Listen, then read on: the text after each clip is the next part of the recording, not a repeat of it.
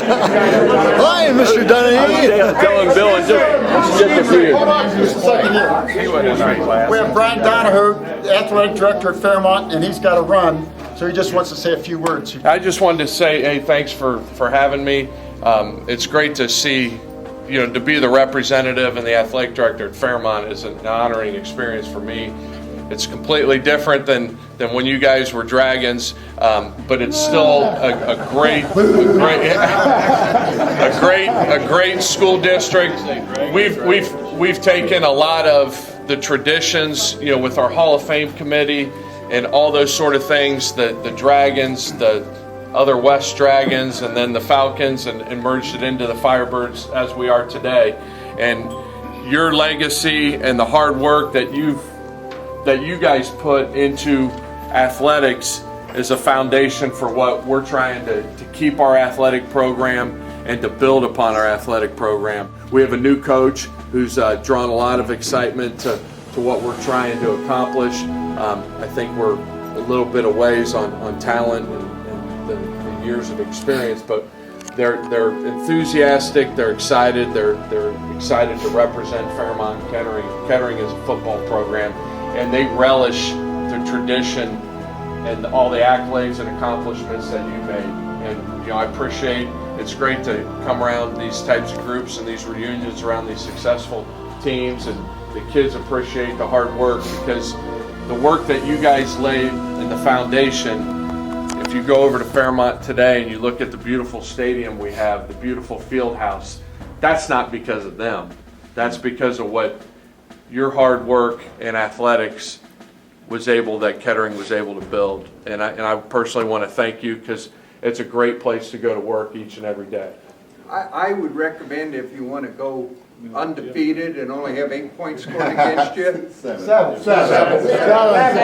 I would recommend that when you hire a coach, you bring in his older brother.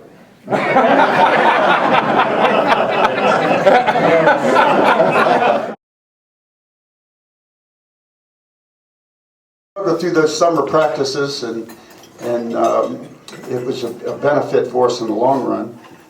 We actually opened up our season at Xenia in a premier. Now, Pete didn't even remember we had a premier. But what a premier was, you would take 4 teams from the South Division and 4 teams from the North in the Miami Valley League. And each team would play 2 other teams during that period of time. We were fortunate enough to beat Fairborn by a score of 14-0. And then Middletown, we scored on them just in the very last seconds of that quarter and beat them 6-0. Now in the North region, Troy, did I say Middletown was minus 3?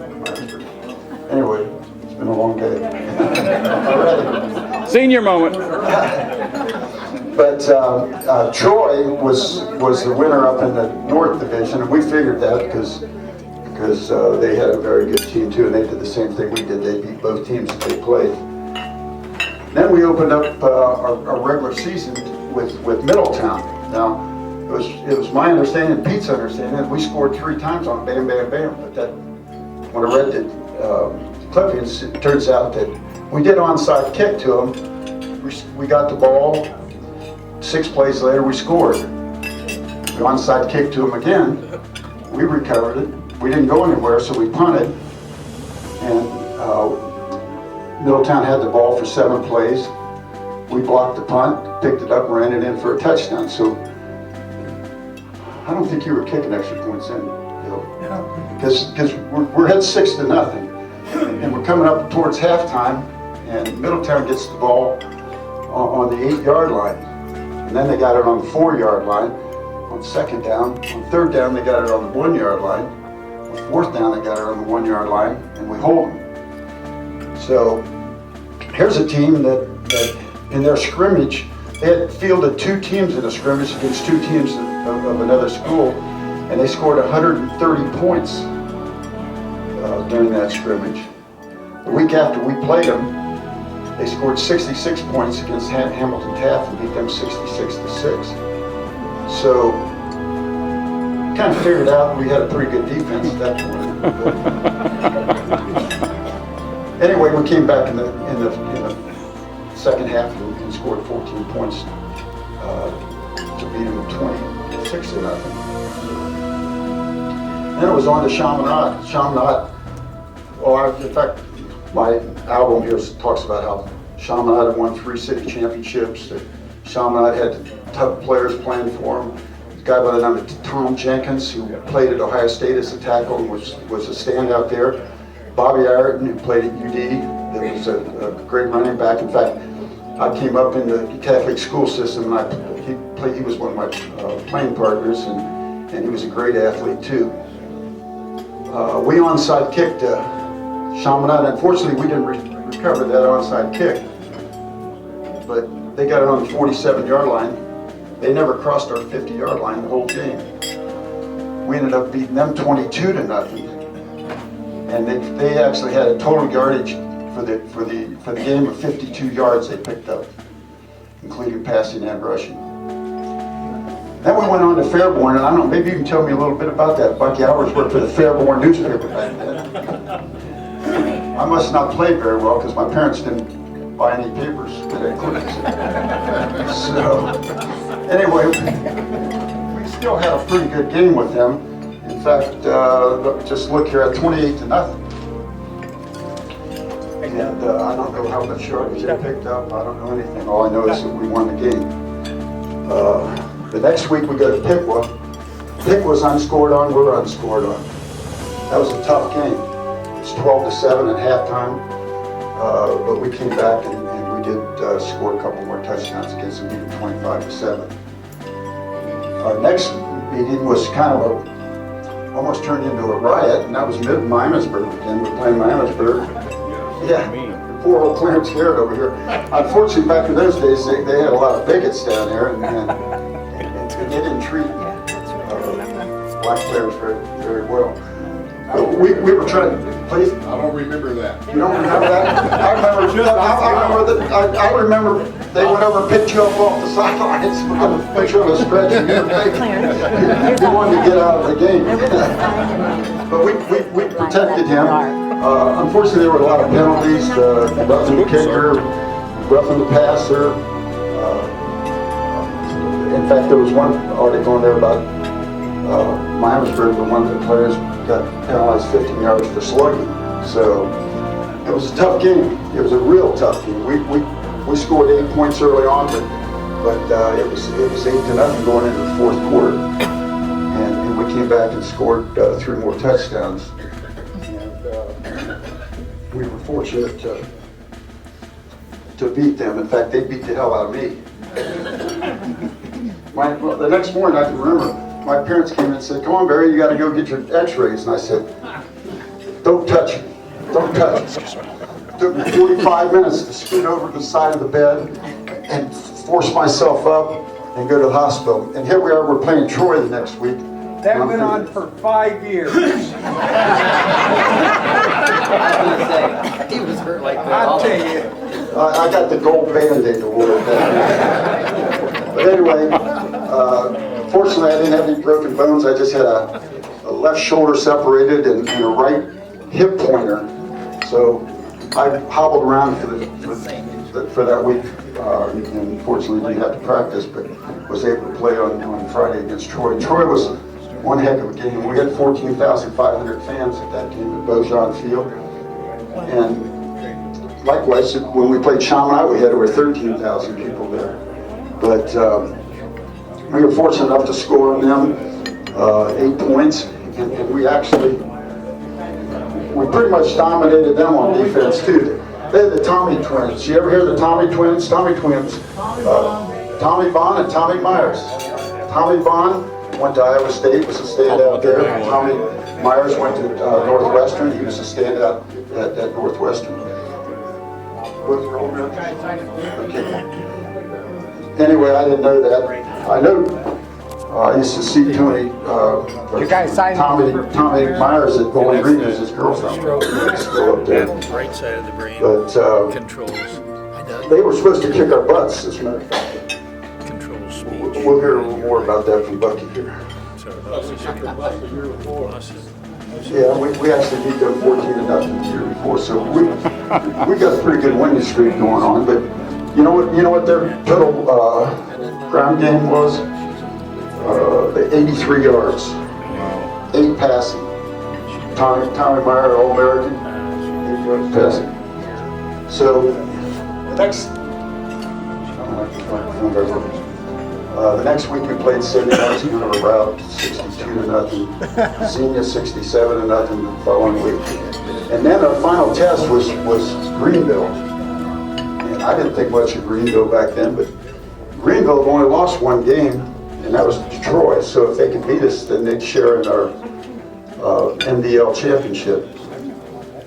Fortunately, we were able to score on them, and it was 8-0 at halftime. And then in the fourth quarter, we scored 18 points, so we actually didn't have much problem with them in the fourth quarter. And that's kind of a recap of our season.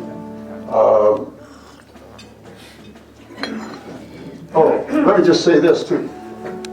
And Brian Donaher, he didn't know this, but when we were put out to pasture as the Dragons, we held 9 defensive records still from 1959. That was in 1982. And we actually had 2 offensive records that we still held.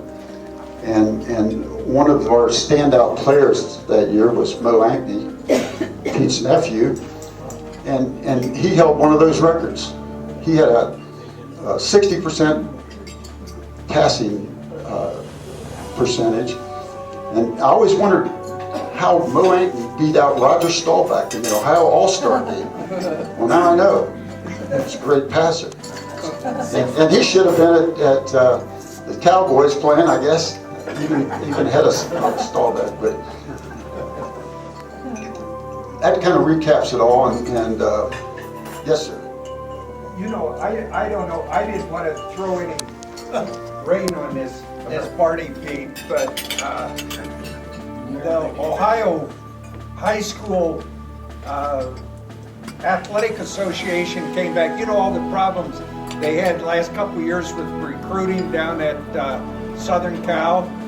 What's my understanding that we really went 0-10 that year because of illegal recruiting. They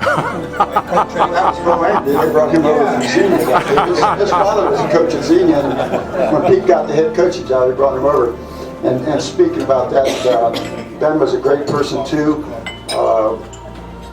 We had Coach Shorty Slaughterbox, who used to like to put us the ball in the ring, and that was Coach Hoover, and then Coach Fender. And unfortunately, they're all deceased right now, but they were great coaches, and you know, it was a family affair. Back then, all the wives came to the game.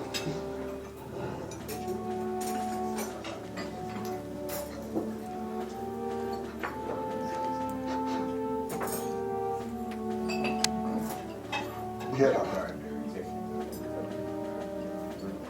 great following. We had great coaches and great wives. It was like a family. It wasn't like a team. So anyway, here's another guy that's gonna make me want to cry, and that's Ken DeHaven. He's got some things to say too about Pete.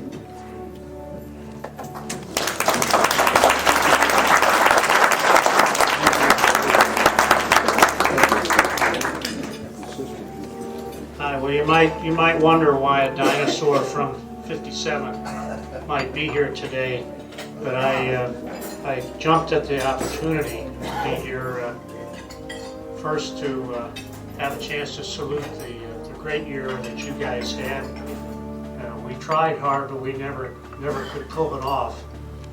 And secondly, to be here for the recognition of Coach Ankney.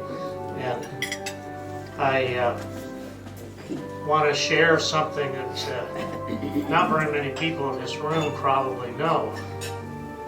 So come back in time with me 62 years to 1948.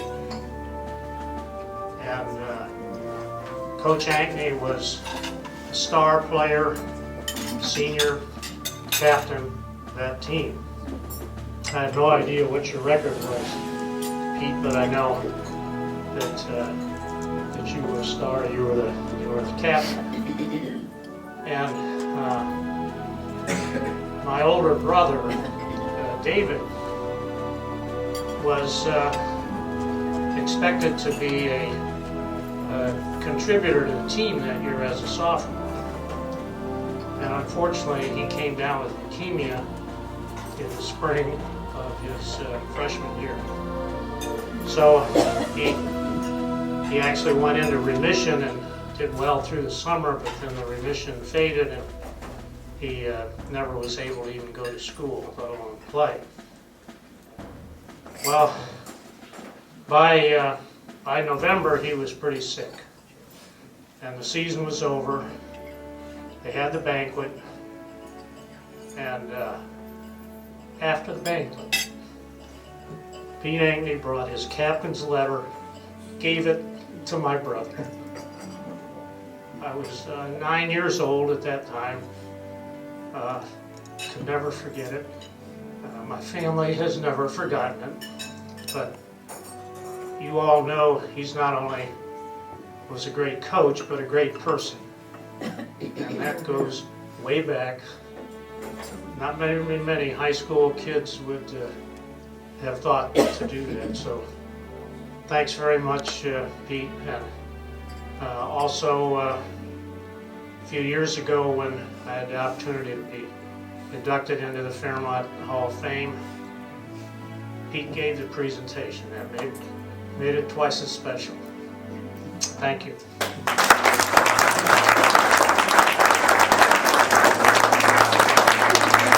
Excuse me, I just took a bite. But anyway, I want to say I wasn't in a position to talk about Ken right there. I couldn't get it together, but Ken was an 8-letter winner at Fairmont High School in both, or all three, track, football, and basketball. He was a little bit smarter than most of the rest of us who played football, because he went on to Dartmouth, where he was all Ivy League and also all East. Mid-East. 13. Well, that's, who cares about what team you were there. Anyway, he's a physician. He was president of the Orthopedic Academy. So he's had a great, not only career, but also he's a good doctor too. So if you ever need any orthopedic work. By the way, he came here all the way from New York, so that just shows what kind of a guy he really is. But next, I want to introduce Bucky Albers. Bucky was, as I said before, he was a Fairborn sports writer. He was kind to us. He followed a lot of our games and such, and we got some good write-ups in the Fairborn paper, even though I don't have any of them. But I'd like to introduce Bucky, and he's got a few words to say too.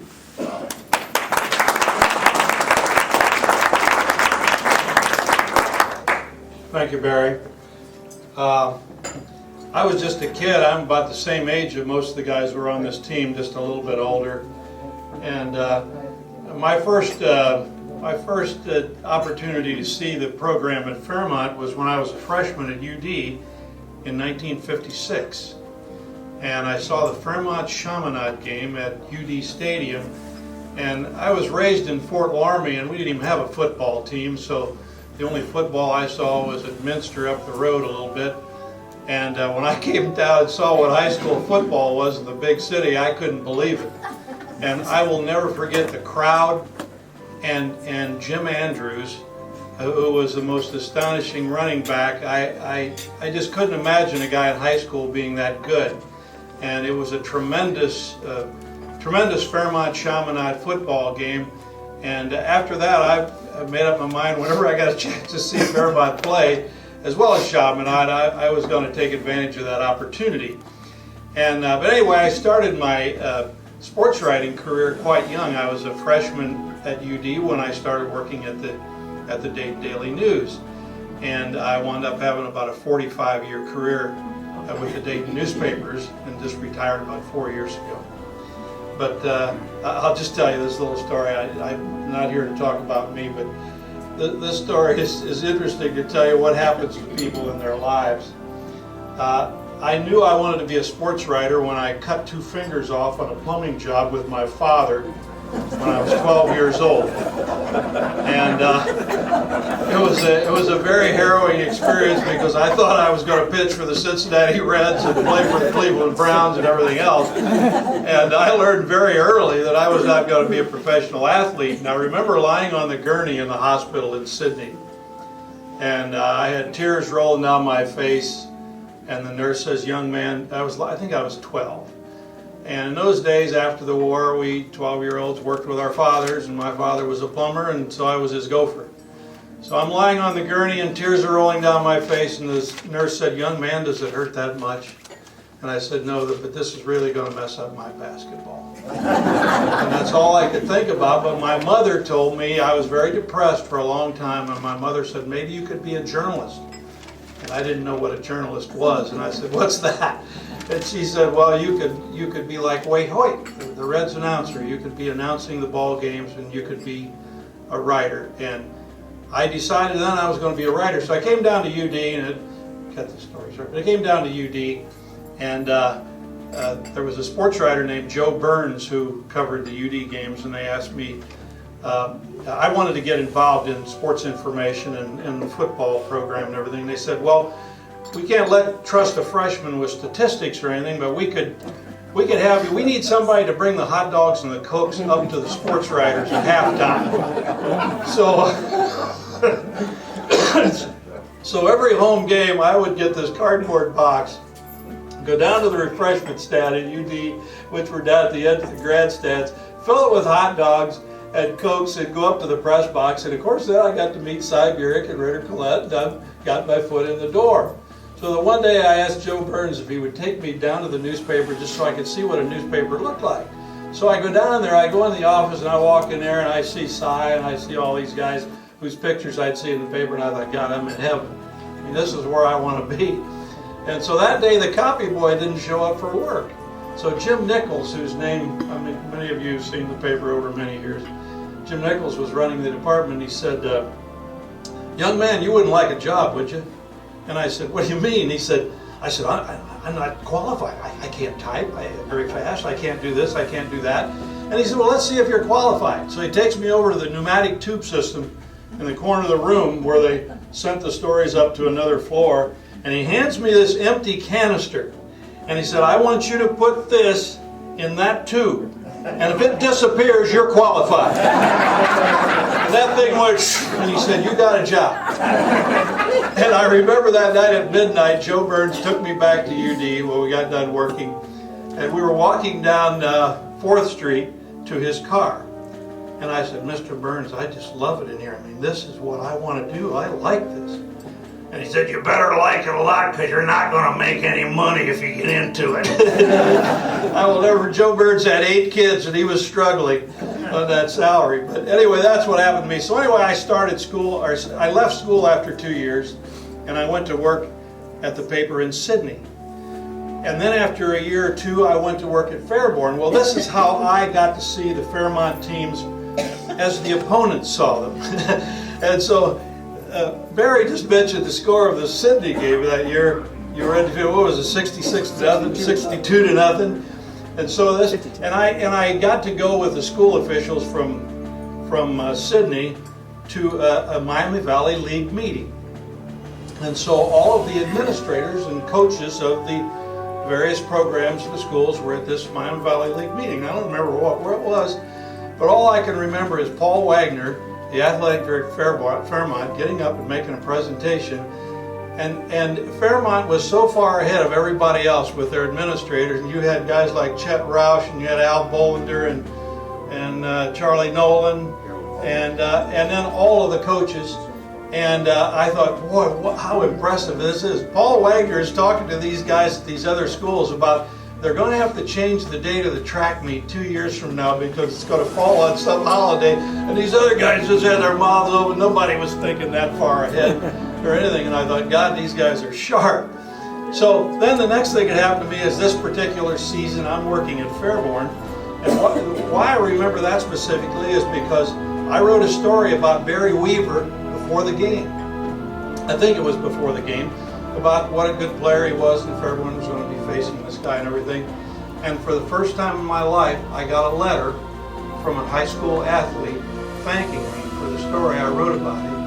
And it was Barry Weaver who wrote that letter to me. I'll never forget that. And I don't know whether his mother was standing over his shoulder at the time, but I tell you, I could put them in one hand, the number of letters I got from athletes in my lifetime thanking me for a story like that. And so I'll never forget that. But anyway, another thing I'll never forget is that I grew up in a family where we didn't have a car till I was in the second grade. And so we were really close with the money and everything. So I never gambled. I wouldn't bet on anything. But in this particular year that this football team of Pete Ankney's was having this great year, I had seen both Fairmont and Troy play.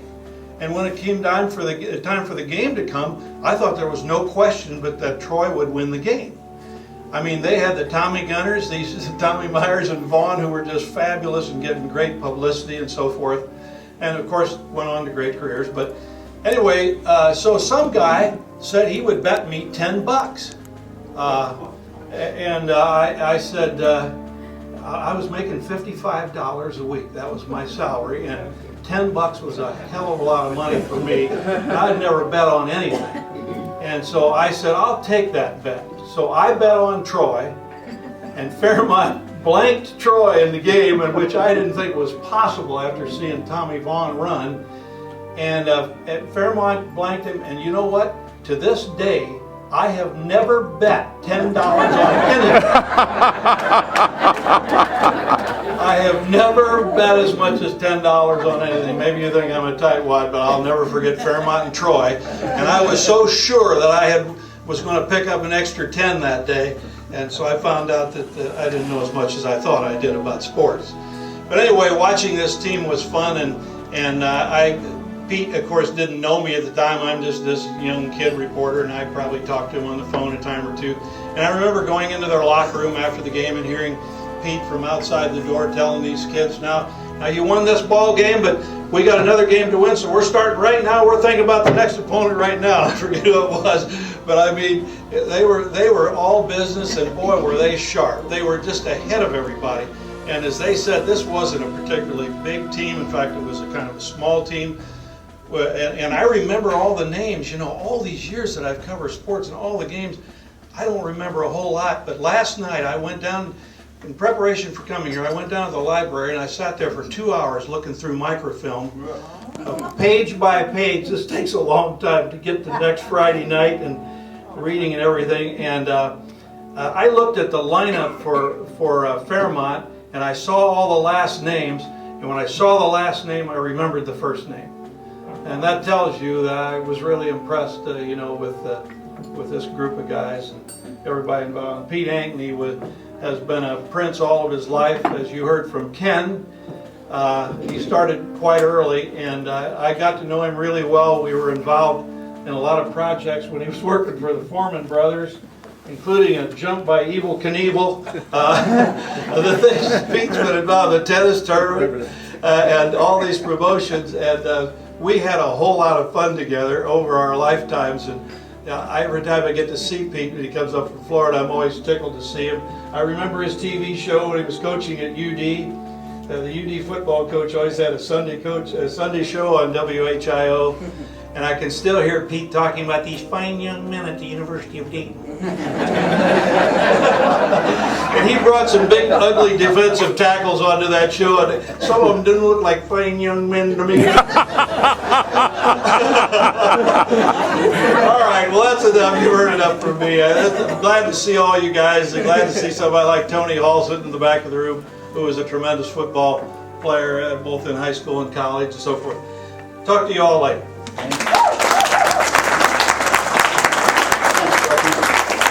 Bucky had a stellar career with Dayton Daily News, or Dayton Newspapers Inc., I guess it was, when he retired. But he's still writing a column on golf. So we want to thank him for coming today and sharing those stories with us.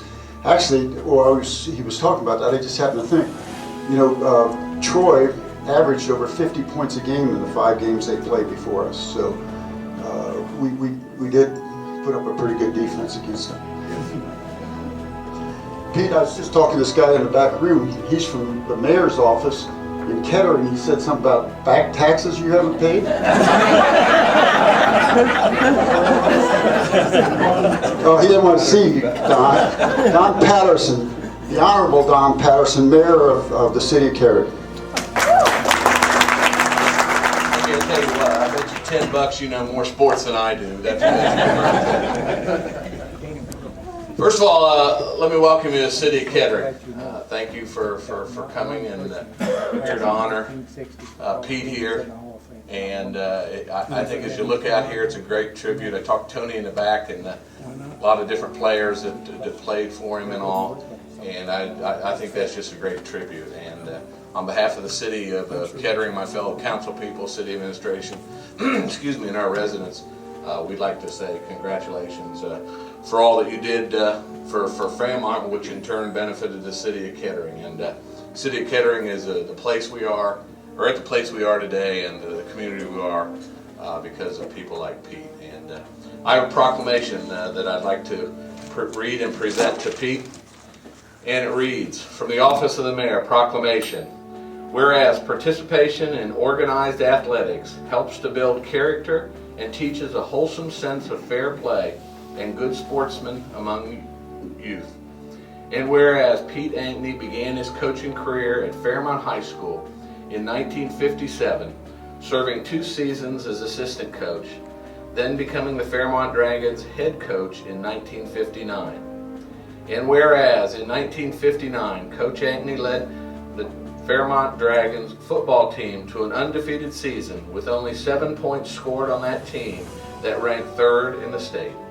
And whereas Coach Ankney also coached the 1959-60 Fairmont track team, which posted Miami Valley League championships both years. And whereas Pete Ankney devoted his talents, energy, and his love of sports to the Fairmont students under his competent leadership and guidance. He instilled strong values, fair play, and a sense of pride in his students. He motivated them to work hard and achieve success in all they do.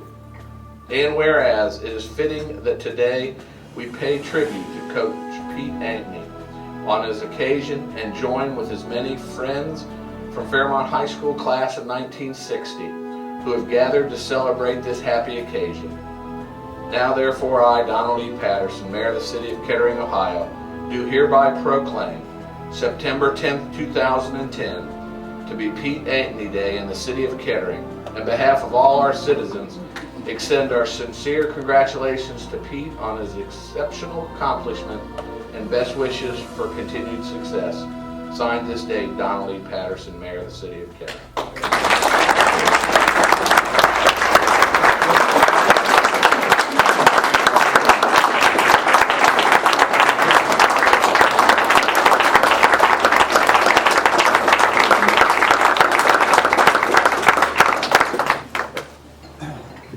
Thanks, Don. We really appreciate that.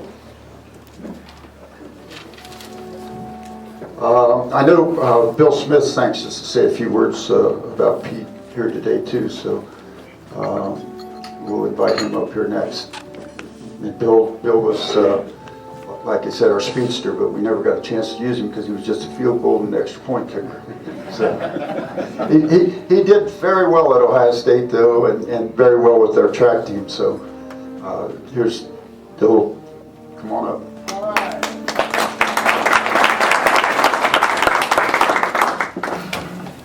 Some of the stuff that I was going to say has already been said. I was basically going to talk about what a genius I thought Pete Ankney was.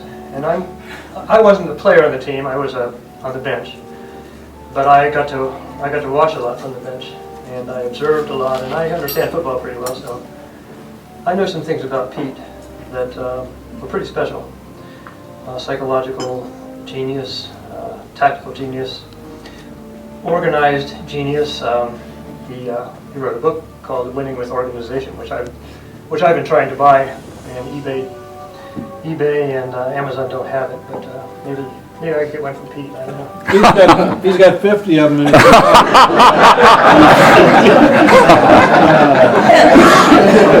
But here's some of the things I wrote down that I was going to talk about the recruiting of Mo Ankney, but that's already been talked about. That was a win-win situation for Fairmont, for Mo, for Mo's wife and kids, and for everybody except Xenia.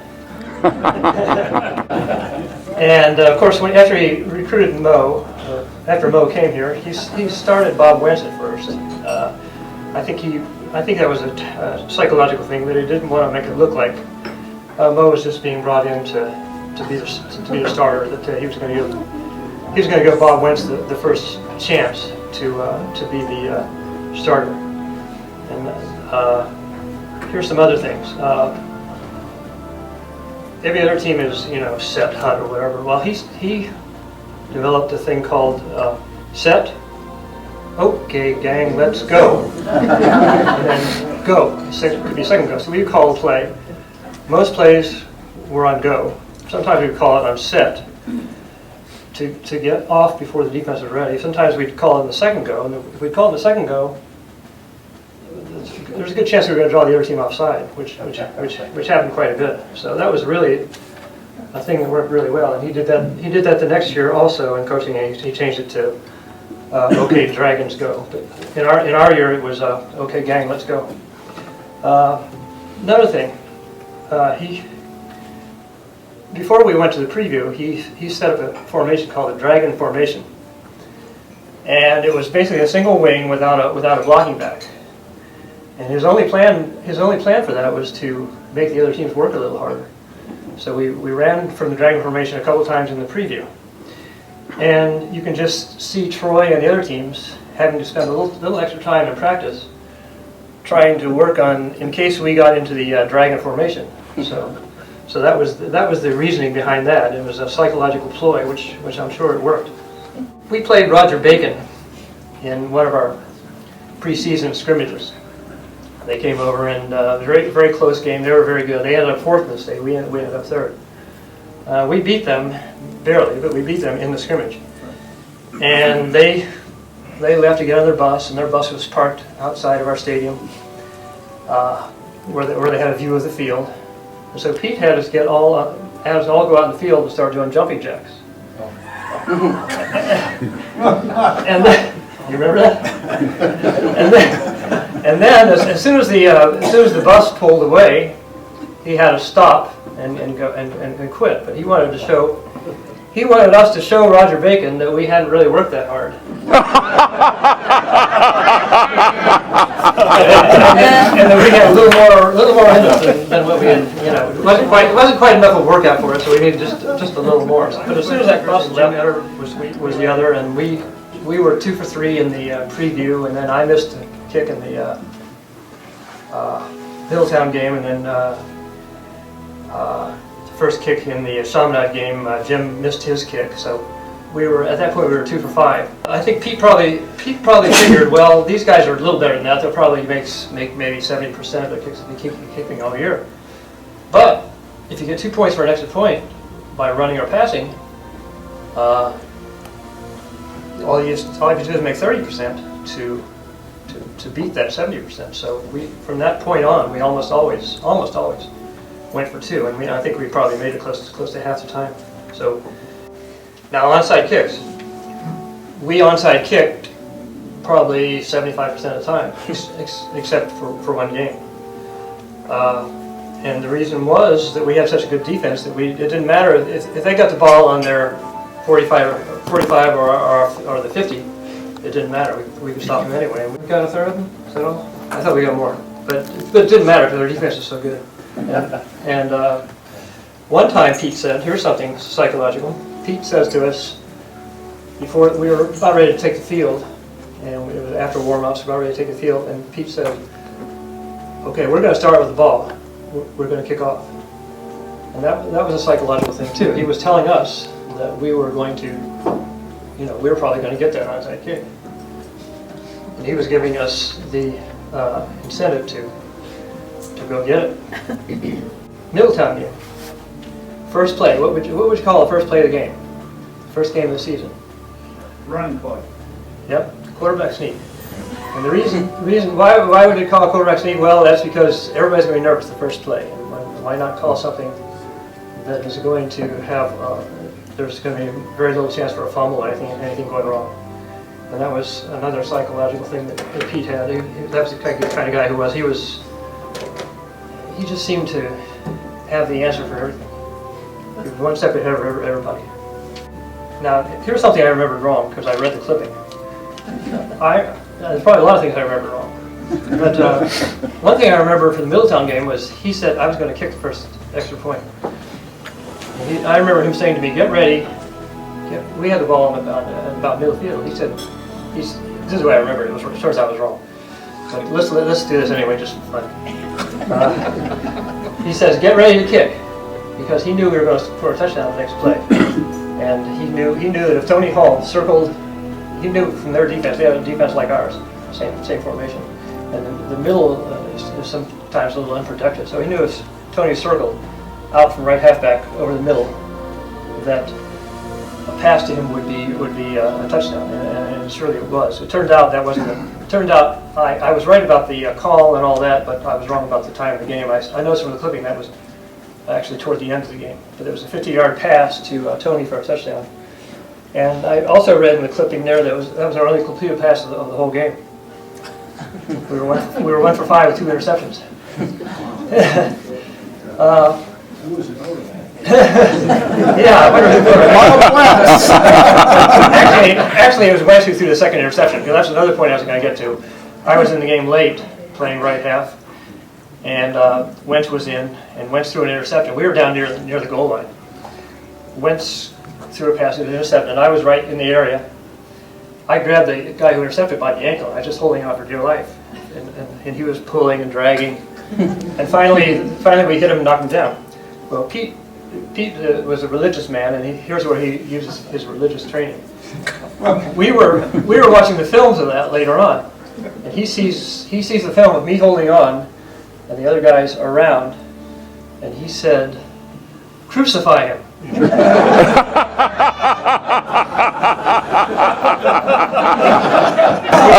which means the guys who came in and hit the guy after while I was holding on. We're not being we're being nice guys, and they should have crucified him. We were always taught we had the blocking dummies, and we were taught to kind of fly through the air with our elbow out and hit the dummy high. And of course, in the games, the easiest thing to do is go for their knees. So most of our blockers would just go for the knees on these blocks, which are not legal now, but they were legal then. But one time in a game, early in the season, Trouble Garrett did it actually the right way, and he went flying high with his elbow out, and he hit Mo Ankney really, really well.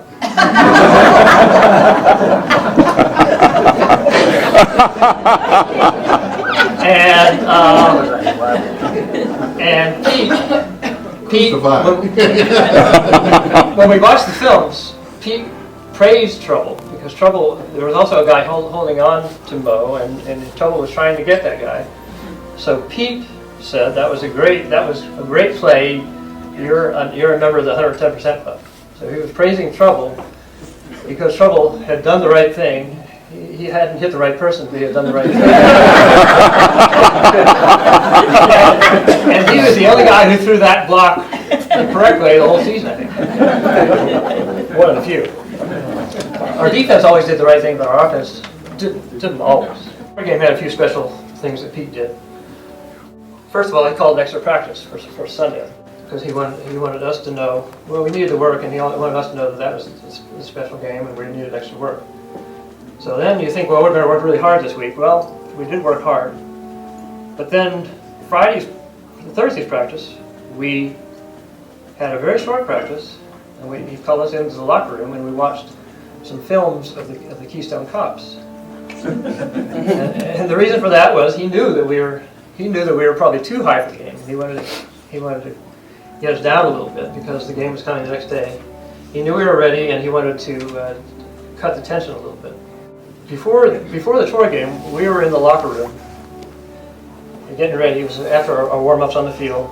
And all of a sudden, Coach Danny Pugh and Jerry Parisi come running in, and they're huffing and puffing, and they say, some guys tried to steal our dragon crest.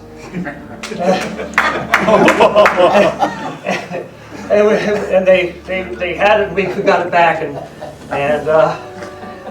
that was a little extra incentive that Pete had cooked up to help us get up for the Troy game. So we went up to field even more fire up than we would have been otherwise, because we wanted to get revenge on these guys who had tried to steal our dragon crest. And I confirmed that with Pete. I talked to Pete at the 35th reunion, and I was asking Pete if he had set that up or that really happened. He admitted to that. That was set up. I talked to Jerry Parisi, and he doesn't remember it. Do you remember that, Pete? I remember. So of course we played a game, and that was a game we kicked. That was a game we kicked off long. Both times we kicked off long. And that's because we respected Troy's offense more than any other offense we had faced. Now, after between the Troy game and the Sydney game, I developed a kickoff where I would kick the ball. I would kick low on the ball. The ball would go high. It would go towards the left sideline. I was on the right hash, towards the left sideline, and I would supposedly kick it about 11 yards. And whoever playing at the left, which was Tony Trent on the kickoff team, could maybe if I did it right, maybe he could catch it on the fly. Well, I showed it to Pete in practice, and then Pete said, "Okay, I'm going to go out there, and I'm going to go out there in the defense. Now you got this is." He had no equipment on, of course. This is full out. Don't be afraid to hit me or anything. But I'm going to play out here. So I step up and I kick the ball. And I kick it high, and Pete catches it, and Tony Trent just clobbers it. Like Tony had no respect. He just hit him because Pete he was following Pete's orders. Pete had said, play it like a game. Hit me. Well, it turns out Pete had called for a fair catch. And that was his way. That was his way of showing us that Troy could have done a that. team could call for a fair catch, and instead of just telling us they can call for a fair catch, he wanted to show us. So that was another good play by Pete. It worked. It might have hurt a little bit, but it worked. Interesting. At the Xenia game, this is not something Pete did. I don't think. I think this was probably more Jim Hoover's. But we played very poorly in the first quarter of the Xenia game, and we might have been ahead 6-0 or 7-0, but or 8-0. But Xenia was actually outplaying us, and so the coaches started saying to the players, "We're going to send this film to all the coaches, all the teams who are recruiting, all the colleges who are recruiting, and if they see you playing like this, you'll never get it. You'll never get a scholarship offer or anything else." So from that point, we played really, really well against Xenia. By the way, that was the game where I got my most playing time. I looked at the records. I had 2 carries for 7. I had 1 kick made, 1 kick missed, and I had. And that was the extent of my playing time. Plus I had a tackle where I was holding onto a guy, waiting for somebody to hit the guy. So that was my playing time. But most of my playing time came on 1 play. I went into the Xenia game to kick an extra point, and I look up and there's Rick Carter, who's the quarterback, and he's holding. And Rick says to me, I've never held for a kick in my life. And I said, well, just do your best. Good luck. So that made me less nervous because I was more worried about him than myself. But anyway, I was always hoping this would happen sometimes. But there was a bad snap. I went back, and I picked up the ball and I ran something like Zilch says I ran something like 250 yards. Because I knew it didn't matter how much yardage I lost. So I had a lot of fun on that 1 run. I didn't make it, but I sort of came close. The play lasted 5 minutes. Yeah. So I played 6 minutes total, and 5 minutes were on that 1 play. Now here's something about Pete. At the 35th reunion, I saw Pete, and he came up to me and talked to me, and of course I was glad to see him. And the only thing he wanted to talk about was he was apologizing for cutting me my junior year. And that's the kind of guy he was. He was more concerned about something like that than anything else. He was feeling really bad that he had to cut me my junior year. He was saying that it was because of lack of uniform and stuff like that. And I just think that was special that a person would think that way about someone. He was thinking of me as a person, and he was sorry that he had to cut me. But the reason I got cut was because I was 5'11" and a half, and I weighed 127 pounds that year. That was the main reason. I was up to 141 my senior year. There's one little, well, I guess I'll skip that one. I guess I'm finished. Thanks.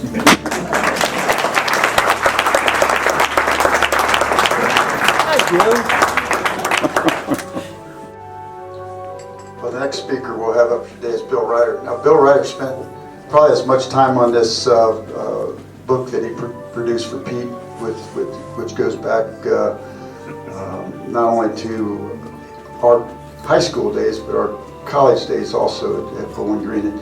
And since he was rude to me, I'm going to make him say some things here today. So.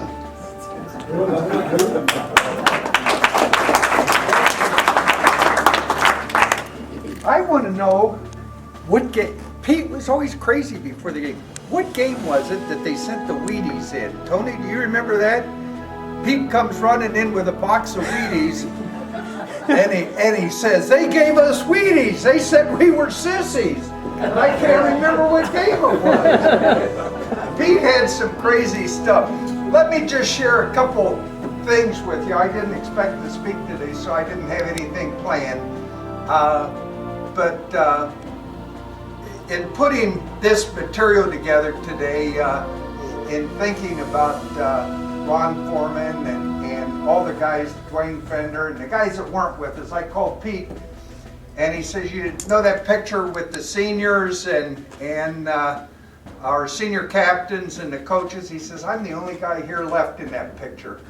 And I'll tell you, yesterday I was putting together kind of a collage, and it really brought tears to my eyes, because we really were a family. I mean, it was a very special program, and Pete was a very special coach. And I'm so fortunate. My ties go back to the Ankney family to 1936. The Ankney family has been very good to me. And you say, how could it go back to 1936?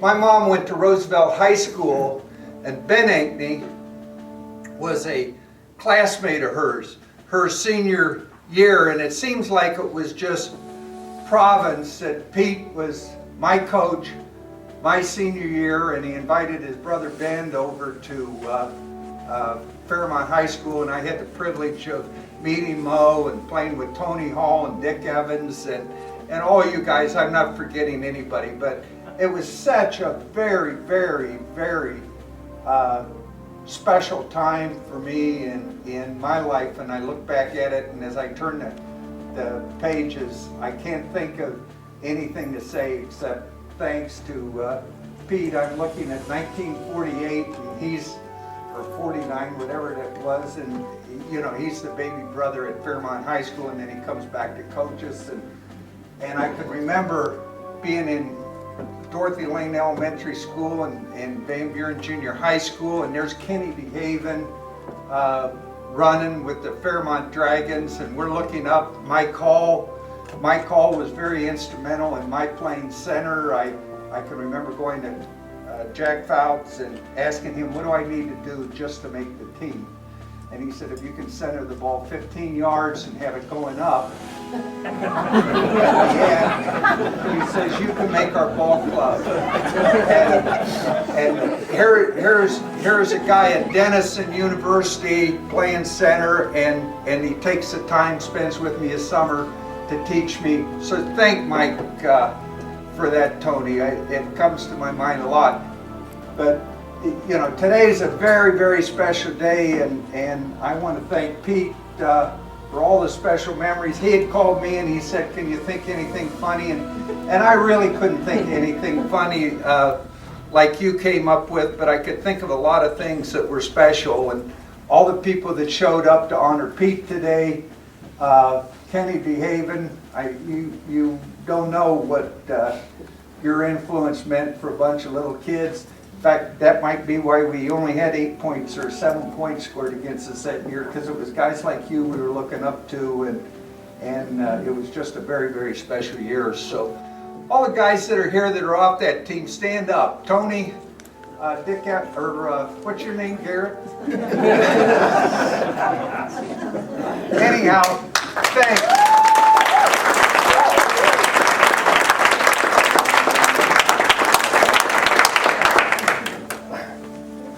Okay, Mo, you wanted to say a couple words also, so come on up and then we'll get to the rest of everybody here. Somebody told me once, well, first of all, you're not supposed to start talking until you get up here. I learned that in speech class at Fairmont High School from Mrs. Jones. Any of you guys have Mrs. Jones? Miss Jones. Miss Jones, I'm sorry. What was the other lady's name? Leah Funk. Leah Funk. Pete's a really good football coach, but I'll tell you what, Leah Funk and Miss Jones were probably better at what they did than Pete was at what he did. But Fairmont was a great place. I also learned a long time ago that there's two rules for public speaking. One, keep it short, and two, keep it damn short. I look at Pete from a different perspective. He was my coach just for one season. He's been my uncle for 68 years. I don't think of him as Coach Ankney. I think of him as Uncle Pete. And he has been he's an excellent coach, as you've heard all these people say nice things about him. But he was even a better uncle. And I want to thank him from all of my fellow cousins for being a mentor, an advisor, golf partner, and role model, and a great uncle to me, to all of us, for 68 years. And I'd just like to thank him for that. Thank you.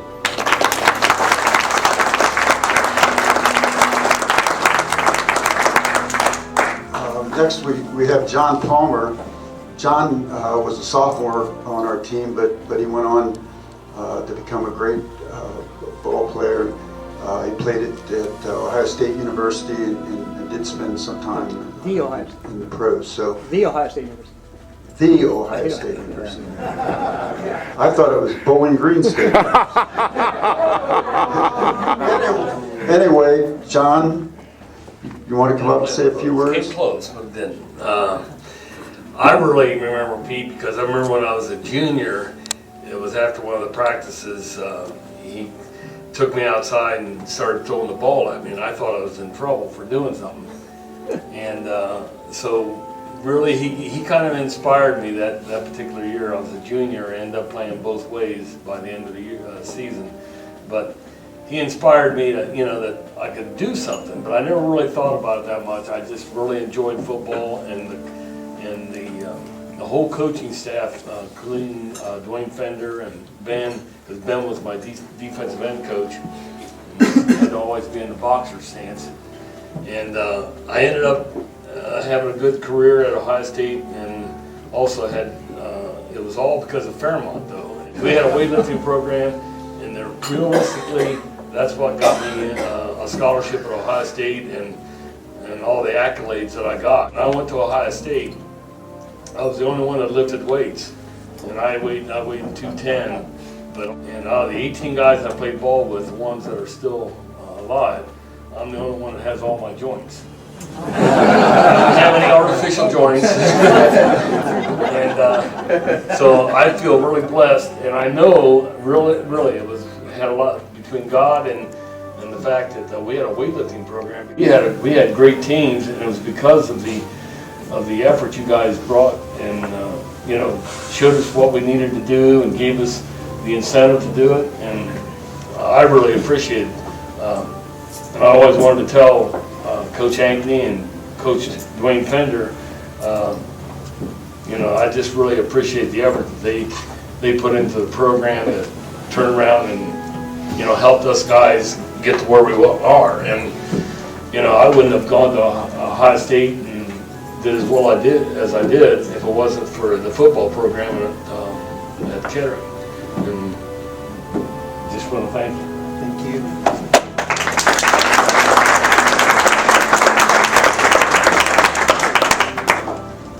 I do have a joint problem.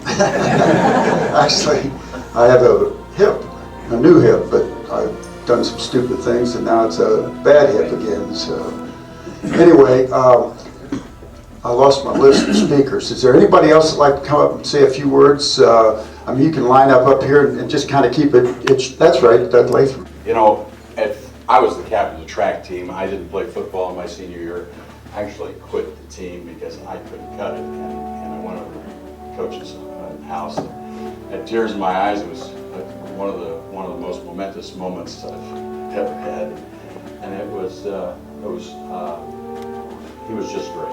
One of the things I wanted to say is this Coach Ankney had a style. He had a manner. He was a great leader. He motivated. He strategized. He did all of these things, but he did it with a sense of humor. One time we were on our way to a track meet, and I'm riding in the car with him, and he says, the train just went by. How do you know? I said, well, you can see the tracks.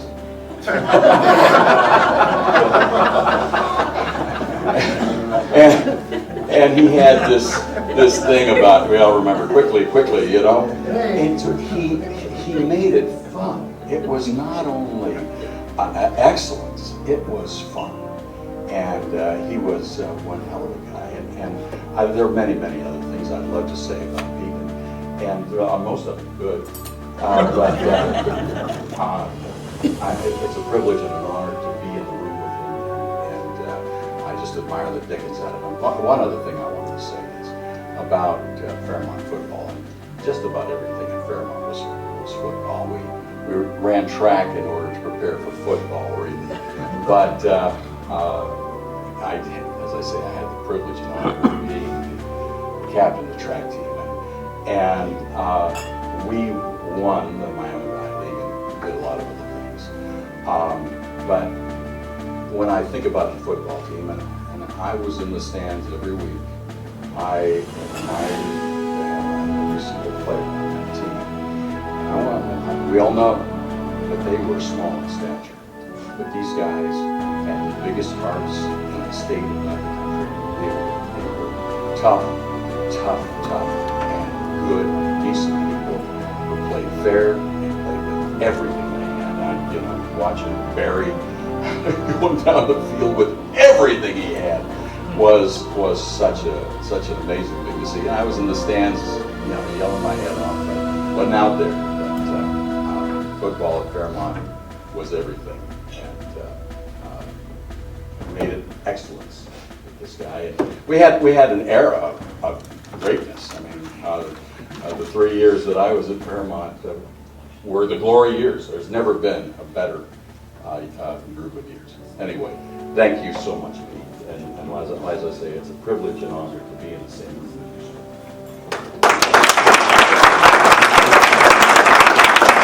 Tony Hall, you want to come up? Okay. Tony not only was a great football player at Fairmont, he also went on to Denison. Thank you. That's correct, isn't it, Denison? Yeah, and was a great athlete there. I'm old, I can't remember a lot of stuff. But he was in our House of Representatives for many years, and an ambassador to Africa, and he's a real great person.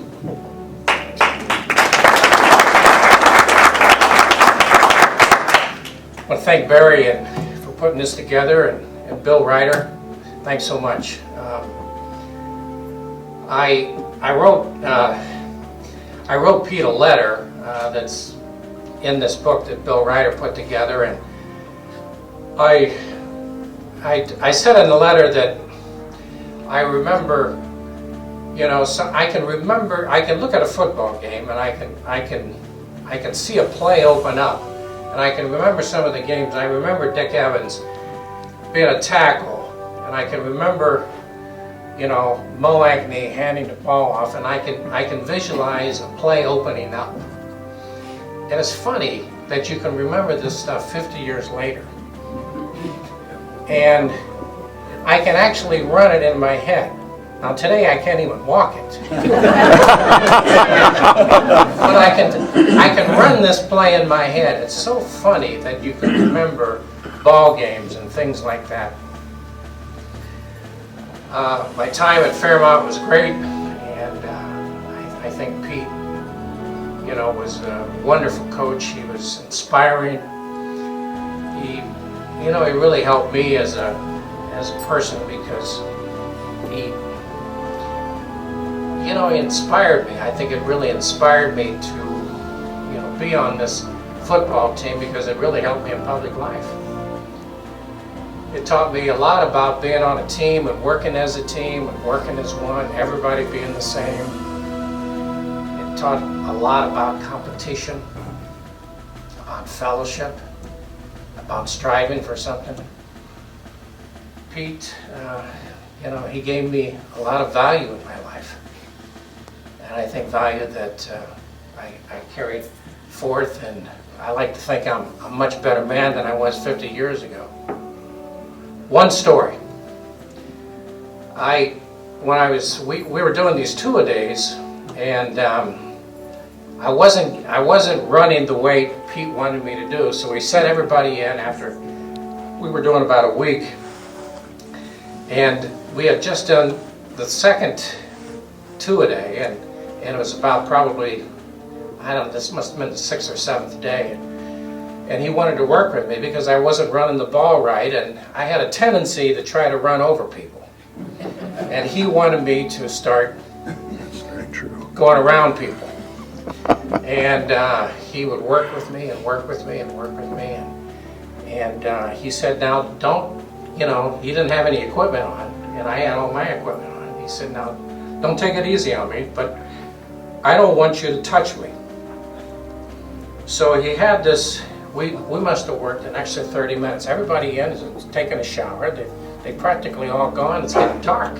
I'm tired. He's blowing his whistle. He won't stop. I'm sweating. I'm dying. He won't let up. So, I think I'm doing the best I can. I'm getting so frustrated and so tired. He's got this whistle. It's right here. And finally, I'm just so tired. I can't make it anymore. And instead of, I must have stumbled, and I hit him with my helmet right here on the whistle. And it drove that whistle right into his chest. And I hadn't realized that I took all of his breath out of him. And he could not talk. And he told me this about 10 years later. He said, he couldn't say anything. He was out of breath. He just pointed to the locker room.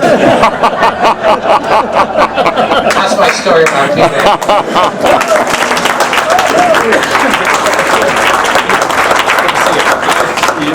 Okay, John. Thank you, sir. Let's stay back. Well, health issue a year and a half ago.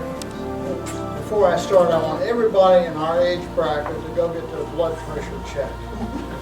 Trust me.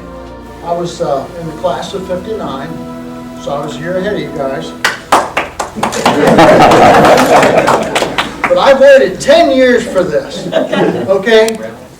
It was at your 40th reunion that I was invited, and I wanted to make a statement 10 years ago about this team, the present team.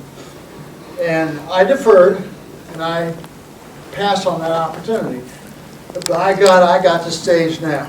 The 1960 Fairmont team was the best team ever at Fairmont. Congratulations, 60.